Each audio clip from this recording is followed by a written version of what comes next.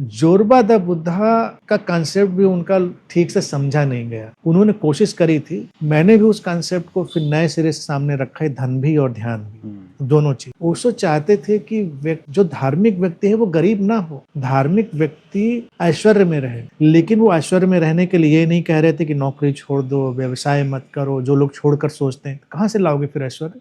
चंदा मांगोगे क्या? नहीं। जोरबा द बुद्धा का तात्पर्य है कि जहां हो, जैसे हो वैसे रहो, अच्छे से अपना जॉब करो, अच्छे से अपना व्यवसाय करो, धन का सम्मान नहीं करो, क्योंकि सब कुछ तो धन से ही होगा। जो धन से मिल सकता है उसका धन के साथ उपयोग करो। बुद्धा ध्यान का शिखर, ध्यान को, अंतर जगत की ऊंचाइयों को कभी कम मत करो, उनको वैसे ही लेकर चलो, उनको वैसे ही आगे बढ़ाओ, दोनों का संतुलन बनाओ, दोनों का संतुलन बनाना है। जोरबा का मतलब ये नहीं है कि शराब पीकर पड़े रहो। जोरबा शराब पिए ऐसा नहीं है, जोरबा बैठ के सिगरेट पी लो, क्या मतलब जोरबा है सिगरेट पी रहे, शराब पी रहे? नहीं। उन्होंने कजान जाकिस के उपन्यास से जोरबा द ग्रीक से जोरबा का कैरेक्टर लिया। वो मस्त रहता है, भौतिकवादी है, लेकिन भौतिक जीवन जीने के लिए भी तो स्वस्थ शरीर चाहिए। जोरबा एक प्रज्ञाशील भौतिकता है। जोरबा प्रज्ञाशील भौतिकता है। प्रज्ञाशील भौतिकता में आप शरीर का भी ध्यान रखेंगे, आप परिवेश का भी ध्यान रखेंगे, आप अपने एनवायरनमेंट का भी ध्यान रखेंगे, सबका ध्यान रखेंगे। और जो बुद्ध है वो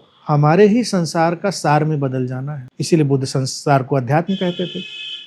तो उन दोनों के मिलन से जागरण होगा, छोड़ के भागना नहीं है। पलायनवादी हो चुका था पुराना धर्म, पलायनवादी नहीं होना। ओशो का योगदान ये बड़ा खूबसूरत है, बस इसको लगातार नए सिरे से समझना है कि जोरबा का मतलब बेवकूफियां करना नहीं है कि ड्रग्स लेके पड़े हो कि जोरबा ड्रग्स ले लेता है, कि जोरबा बैठ के सिगरेट, वो सब नहीं करना, क्योंकि बेवकूफियां है। जोरबा अच्छे से धन का सदुपयोग जानता है व्यक्ति। हम कहीं जाना चाहेंगे, धन का काम आएगा। हम कोई अच्छी चीज करना चाहेंगे, धन उसमें शामिल होगा। धन नहीं होगा तो तमाम तरह के कष्ट होंगे। धन के मूल्य को जानते हुए, ध्यान के मूल्य को जानते हुए, दोनों में संतुलन बनाते हुए जो चलता है, ये उसके लिए वो बात कह रहे थे। इसके लिए लोग तो कहीं भी लेके उड़ जाते हैं, तो उनके सन्यासियों ने भी ये वाली हरकतें कई जगह कर दी, इससे उनकी कोई निंदा नहीं होती है।